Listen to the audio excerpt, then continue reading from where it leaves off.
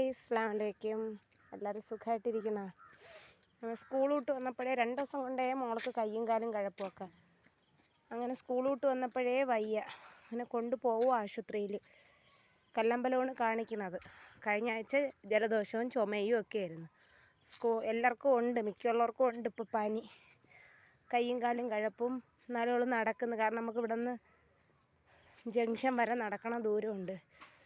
അപ്പോഴേ പൊടിമോനെ അങ്ങ് വീട്ടിലാക്കി. 3 പേരെയും കൂടെ കൊണ്ടു നടക്കൂല.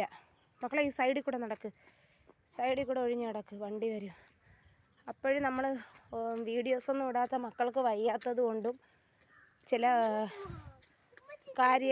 കാര്യങ്ങളുണ്ട് വീഡിയോസ് ഇടാത്തത്. അത് പിന്നെ പറയാൻ കാര്യങ്ങൾ. അപ്പോഴത്തേക്ക് നടക്കി മക്കളെ. വരാം. ഒരാൾക്ക് വണ്ടി വേണം. കഴിഞ്ഞ ആഴ്ച ഞാൻ മേടിച്ച് കൊടുത്തേണ്. ഇപ്പം അറിയാമല്ലോ, ജോലിയൊന്നും ഇല്ലാത്ത അവസ്ഥയും കാര്യങ്ങളും മഴയും. ഇപ്പം തോന്നി നിൽക്കുന്നു. ഇന്നലെ ഇന്നും കുറച്ച് മഴയുണ്ടായിരുന്നു. രാവിലെയൊക്കെ നല്ല മഴയായിരുന്നു. ഇപ്പോൾ തോന്നി നിൽക്കുന്നു.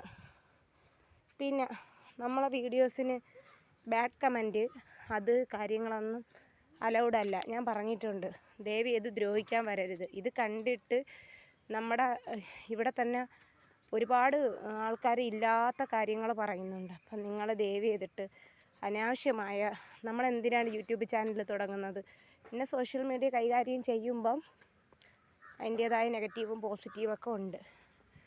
പിന്നെ ഞാനിപ്പം ഇത് പറയാൻ കാരണമെന്ന് വെച്ചാൽ, നമുക്ക് ഒരുപാട് വിഷമങ്ങളും പ്രയാസങ്ങളും പ്രതിസന്ധികളും തരണം ചെയ്താണ് പോണത്.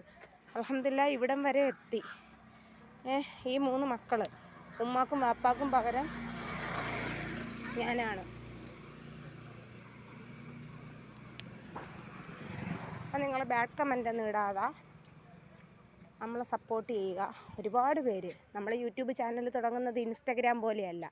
ഇതൊരു വരുമാന മാർഗ്ഗമാണ്. എന്തെങ്കിലും ഈ കുട്ടികൾക്ക് ആവട്ടെ എന്ന് പറഞ്ഞിട്ടാണ് ഞാൻ വരുമാനത്തിന് വേണ്ടിയാണ് യൂട്യൂബ് ചാനൽ തുടങ്ങിയത്. ഇതുവരെ എത്തി. വരുമാനം കിട്ടി തുടങ്ങിയില്ല. നിങ്ങളെ അറിയിക്കും. 4000 വാച്ചിങ് അവർ കംപ്ലീറ്റ് ചെയ്യണം. അപ്പോൾ നിങ്ങൾ മക്കൾക്ക് വേണ്ടി എല്ലാവരും ദുആ ചെയ്യണം. അസ്സലാമു അലൈക്കും.